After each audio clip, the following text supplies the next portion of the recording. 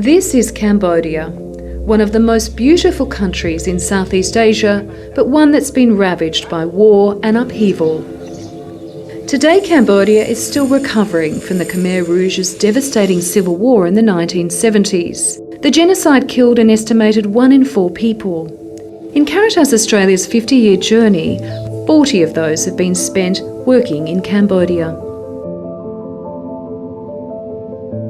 Caritas Australia's work in Cambodia was led by Italian citizen Onesta Carpene, the first foreign aid worker to go to Cambodia in 1979. She pulled Australian supporters from the comfort of their living rooms and placed them in the deprivation experienced by Cambodians after the genocide of the Pol Pot regime. The legacy of her work lives on. Like was one of her closest friends. She was a woman with a passion for justice and for peace, and worked terrifically hard for the construction of Cambodia, the reconstruction of Cambodia. For me, her passion for that kind of work has contaminated me. She was passionate for the poor, and she was passionate about her own programs with ACR, with rural development and agriculture, and with education. And she was also very keen to build up the embryonic Catholic community that was here.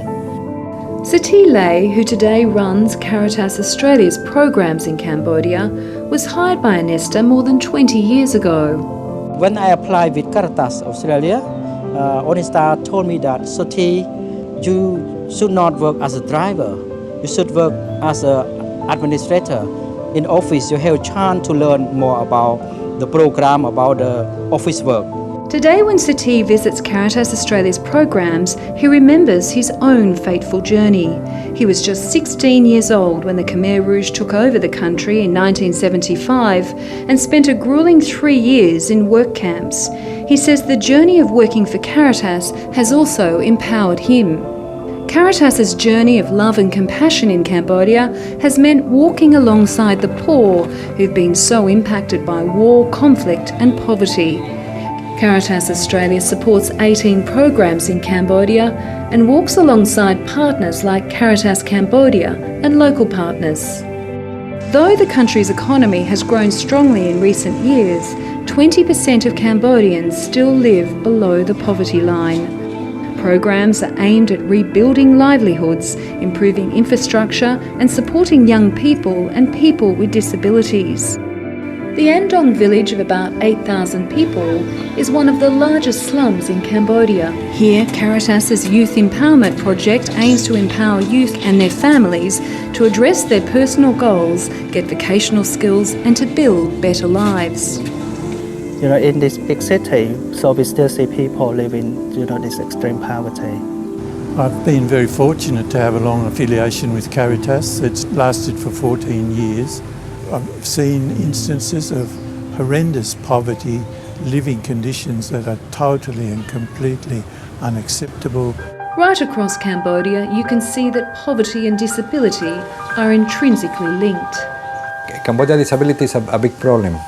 I think Caritas is bringing the gospel spirit, I would say Matthew 25, but in the way of recognizing the dignity of the community and the people. The guiding principles, the vision, the mission of Caritas Australia has remained a constant factor all through. Love one another as I have loved you. And that's where we find our motivation. The lives of these trainee hairdressers who are hearing impaired are being changed forever, thanks to Caritas's support for the Deaf Development Program. Most live in far provinces. They learn to communicate through sign language and get the opportunity to be educated for the first time in their lives. 23-year-old Bro Pa dreams of one day owning his own barber shop.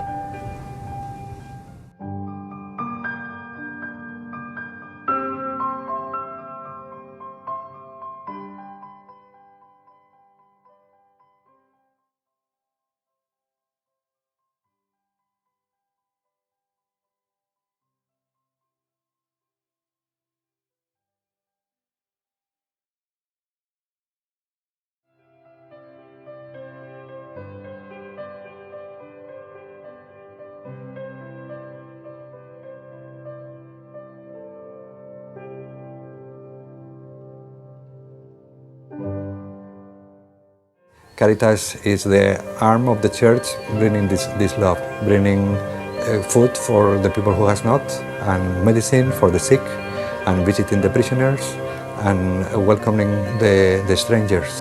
In the past, Cambodia had one of the highest rates of HIV in Asia, but slowly things are changing.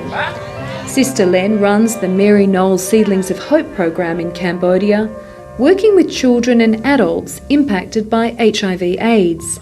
It's been supported by Caritas Australia for almost a decade. This family of 5 children lost both parents to HIV/AIDS.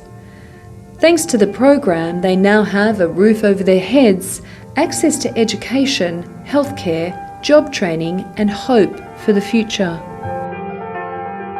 But as I always tell our staff, when you get off your motorcycle before you start work, look at your side mirror first and see, am I the face of hope today? Because most often than not, you are probably the only person who would bring hope to the people that we work with. It is walking with them and walking slowly. Walking at their pace. It's a lifelong process. It's a journey, actually. But basically, it's a journey of life.